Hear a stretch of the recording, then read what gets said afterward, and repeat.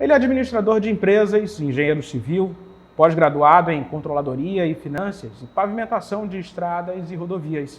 É servidor da Polícia Civil do Amazonas desde 2001. Foi diretor adjunto da Federação das Indústrias do Amazonas, a FIAM, entre 2010 e 2012. Foi também subsecretário de Infraestrutura da CEMINF, a Secretaria de Obras de Manaus, de 2013 até 2018, e secretário adjunto da região metropolitana de Manaus. Em 2020, foi eleito vereador pelo PTC, com 2.450 votos. Agora, pelo PROS, vai em busca de uma vaga na Assembleia Legislativa. Vereador Peixoto, seja muito bem-vindo ao Real Time 1. Prazer recebê-lo e reencontrá-lo. Olha, eu que agradeço, Caio, pela acolhida, agradecer ao Real Time, o portal, pelo espaço, pela oportunidade, também dar parabéns a Lili por toda essa estrutura que antes da gente começar a entrevista eu tive a oportunidade de conhecer um pouco aqui a estrutura de vocês. Que estrutura linda, que Obrigado. Espaço lindo, um espaço assim do jornalismo, do bom jornalismo, do jornalismo profissional. Então, assim, agradecer imensamente o espaço, não é toda hora que a gente tem um espaço desse, para que a gente possa falar sobre política, sobre o que é importante para a nossa cidade, para a nossa sociedade, apresentar os projetos, fazer, claro, um balanço e uma prestação de contas do nosso mandato e dos nossos projetos futuros. Então, muitíssimo obrigado pela oportunidade, pelo espaço e estamos à disposição. Obrigado também, obrigado mesmo. Vereador, o senhor está colocando o seu nome à disposição para uma vaga lá na Assembleia. Que projeto o senhor pretende apresentar lá? Qual é a sua pauta principal no Parlamento Estadual? Olha, por eu ter sido recentemente subsecretário de Infraestrutura e ter passado um bom tempo na Prefeitura de Manaus, eu percebi que a gente precisa melhorar muito a infraestrutura, não só aqui da nossa capital, mas também e principalmente dos nossos interiores, dos nossos municípios do interior e do povo que vive lá. Eu posso tirar como retrato a realidade aqui de Manaus. Manaus, geograficamente, ela vai muito além da sua zona urbana, que nós temos a sede do município, que começa ali no centro da cidade, lá no Ródoi, e vai até a Barreira, com a M010 e a BR-174, mas Manaus tem uma enorme área rural e ribeirinha, e lá vivem milhares de pessoas, milhares de famílias, e que se a gente já tem certa dificuldade, as pessoas a terem acesso público, por exemplo, de uma infraestrutura de saúde, educação, aqui na região urbana, imagina como é que é isso numa zona rural e numa zona ribeirinha do município de Manaus. Então você tem Manaus, faz fronteira com o Novo Airão, quando você sai ali da Marina do Davi, ali próximo da Ponta Negra, até o município de Novo Airão, você passa 4 horas navegando numa lancha muito rápida, 4 horas, e ainda é município de Manaus. Então até chegar ao município de Novo Airão, a gente passa por dezenas de comunidades. E lá tem insuficiência de abastecimento de energia elétrica, porque apenas algumas comunidades possuem energia elétrica, outras não possuem energia elétrica. Algumas delas têm as unidades básicas de saúde, mas que são atendidas apenas por uma UBS fluvial uma vez por mês. Essa questão de infraestrutura mexe diretamente com a economia, uma vez que a gente tem um potencial turístico absurdo, mas a estrutura em muitas dessas comunidades ribeirinhas aqui de Manaus, que são lindas, como a região do Tupé, Terra Preta, mais acima no Rio Negro. Perfeito. E que a estrutura é muito carente, ou seja, você não contribui com o turismo, que é uma ferramenta que pode ajudar economicamente a economia do Estado, por pecar nesse tão básico, às vezes um porto. A gente tem algumas potencialidades. A turística, sem sombra de dúvida, é a nossa principal vocação, mas nós também temos uma vocação econômica para a produção. Muitas das coisas que nós consumimos não são produzidas nem em Manaus e nem no Amazonas. Muita coisa vem de outros estados. Então, se a gente tivesse um fomento para a produção rural e uma infraestrutura viária desses ramais para que a produção rural pudesse ser ainda mais incrementada, mais estimulada, a gente poderia ter uma produção, de pecuária muito grande, só que precisaria ter um ramal adequado. Qual é a explicação para um fenômeno que acontece, que é quando uma nova legislatura assume a Assembleia Legislativa, em menos de 90 dias, boa parte dos deputados se convertem à base aliada de um governador de plantão. Qual a sua explicação ao perceber esse fenômeno? Olha, Para falar sobre o comportamento individual, né, de outros, eu até não gostaria de fazer essa observação, porque cada um age de acordo com a sua convicção e com a sua conveniência, né? Mas eu posso tirar por mim. Antes de ser vereador, eu coloquei como base de trabalho o que eu achava que seria correto para mim, como convicção. E aí, logo em seguida, eu fui para a base aliada do prefeito. Né? Como vereador, mesmo sendo da base aliada, eu nem sempre votei com a administração por entender que algumas pautas não eram benéficas para a população.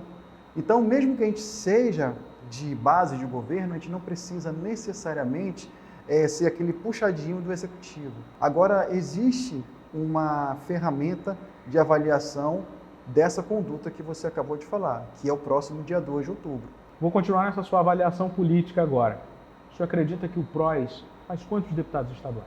Acredito eu firmemente que o PROS ele faz 2 deputados.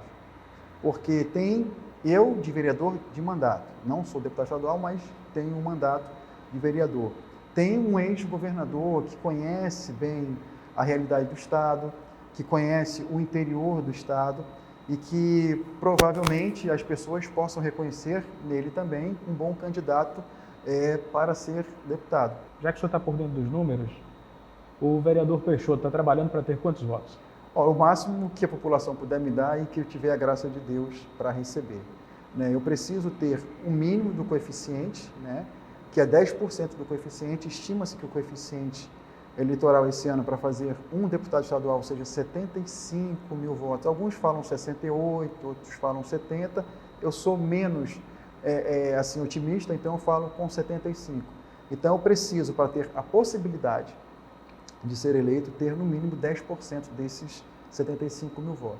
Então, se eu tiver menos de 7.500, eu não concorro, nem que o partido tenha condições de fazer o segundo ou o terceiro. A Assembleia Legislativa, nos últimos anos, concedeu muitas honrarias, muitas medalhas. Eu entendo que o senhor não está nesse corpo de deputados estaduais. O senhor está buscando essa vaga. Mas ao observar como cidadão, como eleitor, como um político, o senhor acredita que se gasta muito tempo nessa atividade quando poderia estar sendo desempenhada para resolver ou ajudar a resolver tantos problemas que o Estado do Amazonas tem? Se o deputado ele apresenta a sua produtividade, por exemplo, nos processos legislativos, de apresentar leis, e são leis interessantes, ótimo. A Assembleia vai deliberar e vai votar isso. Se ele fizer o trabalho dele de fiscalizar um hospital, para saber se está tendo realmente o atendimento, se o médico está lá, se as pessoas estão sendo bem atendidas, se não está faltando leito, se ninguém tem maca no corredor, se não está faltando medicamento, e fiscalizar o governo, o executivo, como tem que fiscalizar, não vejo, com toda sinceridade, nenhum tipo de problema em conceder as honrarias a quem tem honra, porque a honraria é reconhecer na sociedade as pessoas que realmente têm minimamente um mérito para receber aquilo. A gente pode, por exemplo, conceder uma honraria à Línia, por ser uma grande jornalista e tem um mérito de histórico de serviço ao jornalismo para a sociedade, uma empreendedora, e aí não teria problema nenhum. Eu só estou dando um exemplo, porque quem recebe a honraria é como se fosse um reconhecimento de tudo aquilo que você fez. E aí é interessante que muita gente só reconhece depois que morre a pessoa, de repente uma rua ou um prédio público tem validade, ninguém reconhece, ninguém tem dúvida disso. Mas é bom receber essas honrarias em vida também. Agora, se a gente for para o campo eleitoral e observar a disputa que se avizinha para a presidência da República, a gente tem as pesquisas eleitorais que apresentam 2 nomes. Um que é o do presidente da República, Jair Messias Bolsonaro, e do ex-presidente Lula, que possivelmente, de acordo com as pesquisas eleitorais, estarão num segundo turno. Nesse cenário, o senhor votaria em quem? Sem sombra de dúvida no Bolsonaro. Sem sombra de dúvida. Primeiro, eu não concordo com a ideologia socialista, comunista e de esquerda. Tá? Fazendo uma análise profunda de todo o histórico do que as sociedades socialistas, as sociedades comunistas ou as sociedades de esquerda, tanto em nível municipal, estadual, federal e de nação, ao longo da história, desde que quando foi criada por Marx e Engels, lá atrás, através do Manifesto Comunista, a gente percebe que o socialismo ele tem um discurso que ele parece que ele faz sentido só até a segunda página. Quando você se aprofunda numa análise do socialismo, eu não consigo perceber os ganhos nem os benefícios que o socialismo trouxe em gestão nenhuma, nem municipal, nem estadual, nem federal e nem em termos de nação. O senhor acredita que o Bolsonaro foi o melhor presidente para o Amazonas? Não, muito pelo contrário, eu acho que, inclusive, ele, nessa questão do IPI, ele poderia ter tratado isso de uma outra maneira, né? De novo, eu sou do Amazonas, né? Então eu defendo o povo do meu estado. De novo, não é aquele de ter, por exemplo, o que eles chamam de político de estimação. Se o presidente, seja ele quem for, pode ser inclusive o Bolsonaro, não tem problema nenhum, se ele tiver alguma ação contra o povo do nosso estado, né, a gente vai ter que tomar medidas necessárias para aquilo. Mas assim, não da maneira como eu acho que foi conduzido. Eu acho que muita gente utiliza do palanque político para fazer ataques pessoais, para fulanizar. Eu não gosto de fulanizar as coisas, eu gosto de ser bem impessoal. Eu pego um fato e verifico se aquilo vai trazer benefícios ou não. Não vai trazer, eu não subo no palanque e começo a fazer o ataque. Eu chamo para conversar e mostro porque poderia ter feito isso com o Paulo Guedes, por exemplo. Acredito que a política econômica do Paulo Guedes, que é liberal, ela de uma maneira geral ela é excelente, porque é nisso que eu acredito também, nesse liberalismo econômico, eu acredito nessa parte de ter uma economia liberal. Mas ter uma economia liberal não significa necessariamente você manter protecionismo, por exemplo, em áreas de proteção econômica, como é aqui no polo industrial de Manaus. Essa zona econômica protegida, né, incentivada, estimulada tributariamente, é importante não só para o Amazonas, mas para a região norte como um todo e para o Brasil. Bom, vamos olhar agora para o governo do Amazonas. Na sua opinião, quem está num segundo turno para o governo do estado aqui? Os dois primeiros que aparecem nas pesquisas, Wilson Lima e Amazonino Mendes. O senhor tem uma preferência entre esses dois? Eu tenho, olha só, de novo, o meu partido, o PROS, ele vai fazer apoio ao governador Amazonino Mendes, né? Como eu sou hoje da base aliada da Prefeitura de Manaus, né, eu tenho uma boa relação com o governador Wilson Lima e grande parte do meu mandato, do que a gente tem conseguido de ganho, de transformação na sociedade, né, em termos de infraestrutura, é nessa boa articulação que eu tenho com a Prefeitura e com o governador, com o governo. Então eu não teria o porquê hoje não ter essa boa relação com ele. Então hoje, num eventual segundo turno, eu apoiaria o Wilson Lima. Agora para o Senado, vamos trazer essa disputa para o Congresso. Nós temos nomes que aparecem na pesquisa, como Omar Aziz, Arthur Neto, Coronel Menezes, Chico Preto e também Luiz Castro. Quem de fato é o favorito, na sua opinião, para essa vaga? Olha, tem três, que estão liderando a pesquisa.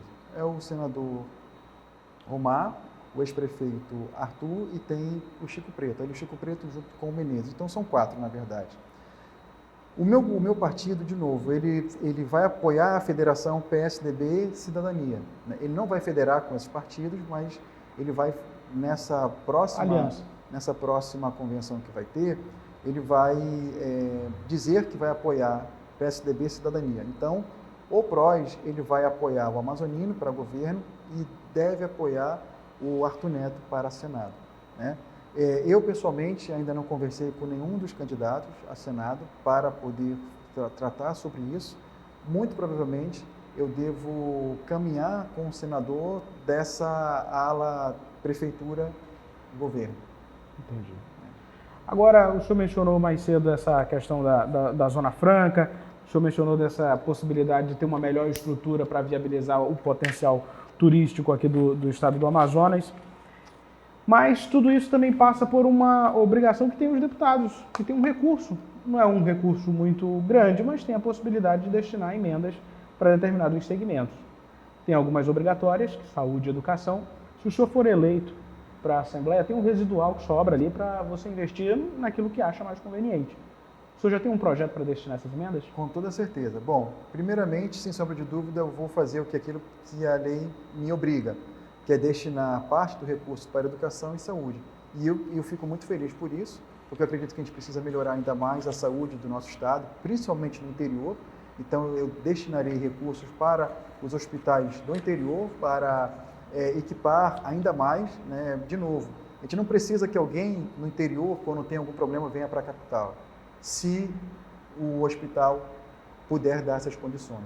Então, saúde com toda certeza, educação com toda certeza, mas principalmente a parte de infraestrutura viária, principalmente a infraestrutura viária, que é a infraestrutura dos ramais dos interiores do nosso município.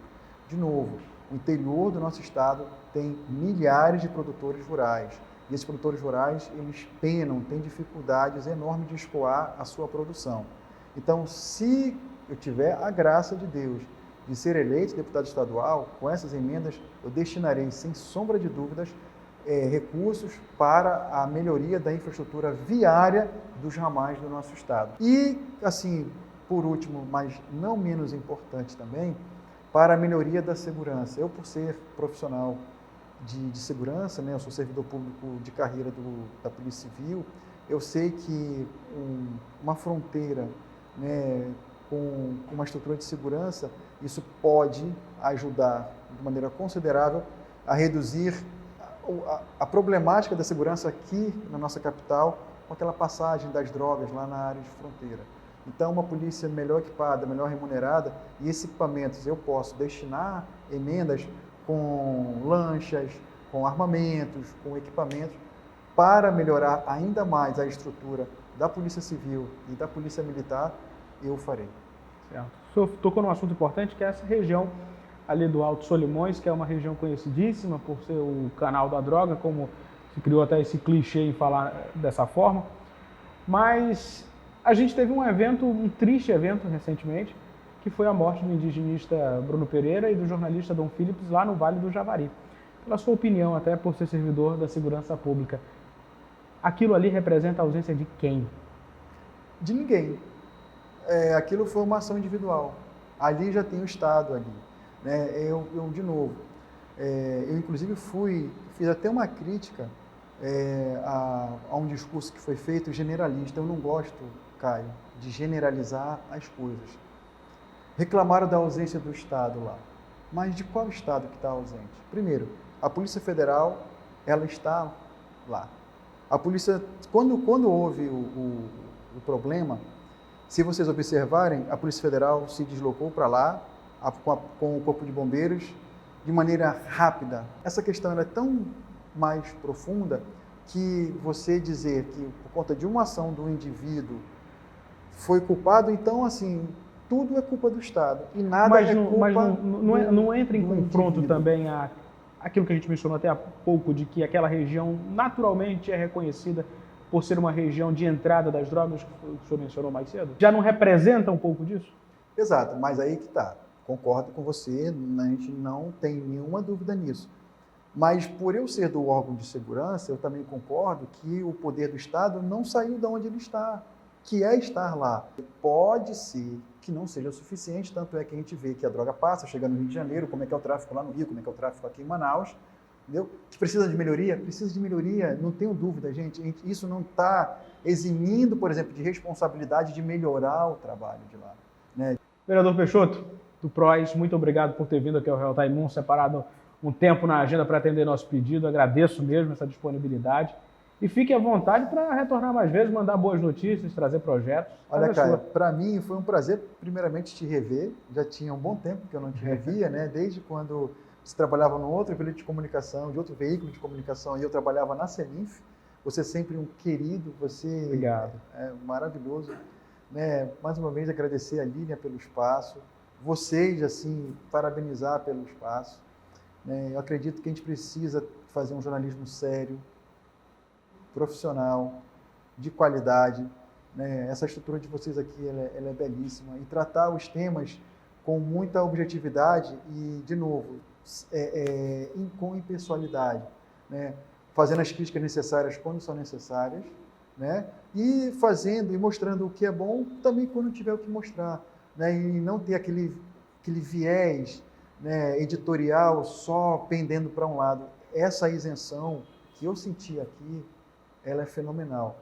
E, por outro lado, agradecer a oportunidade. Eu, como vereador, eu acredito que o meu mandato ele tem transformado a vida das pessoas, ele tem trazido mudança de realidade real mesmo na vida das pessoas, não só na zona rural, como eu falei, mas aqui mesmo na capital, na zona urbana. Várias áreas que, quando eu assumi como vereador, eu fui até esses locais, não tinha água, não tinha energia elétrica, não tinha iluminação pública, não tinha asfalto.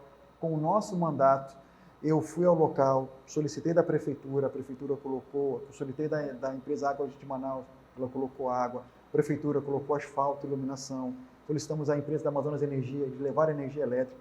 Então, eu tenho me sentido útil como vereador. Então, eu acredito que essa transformação, essa mudança que a gente tem trazido para a vida das pessoas, é onde aquilo que me levou a acreditar que eu poderia sonhar em querer isso em nível estadual e, se Deus quiser, uma vaga para a Assembleia. Então, muito obrigado, eu fico à disposição. Tem as minhas redes sociais, que é Antônio Peixoto, né, _AM, Facebook, Instagram, para acompanhar o nosso mandato, enviar críticas, sugestões. Lá tem o nosso WhatsApp também, e me coloco à disposição de vocês para voltar aqui, eventualmente, né, ao Real Time, e me colocar à disposição também da população da nossa cidade, né, de Manaus e do nosso estado do Amazonas. Muitíssimo obrigado pela gentileza. Muito obrigado mesmo. Eu que agradeço. Obrigado mesmo. Eu conversei com o vereador Peixoto, Antônio Peixoto, que eu conheço ele ainda quando só chamava Antônio Peixoto, agora ele é vereador Peixoto e candidato a deputado estadual pelo PROS. Meu muito obrigado mesmo a você, internauta. Curta, comente, compartilhe essa entrevista no seu grupo de WhatsApp. Não esqueça de se inscrever em nosso canal no YouTube, é o Portal Real Time 1. Meu muito obrigado mesmo e até uma próxima oportunidade.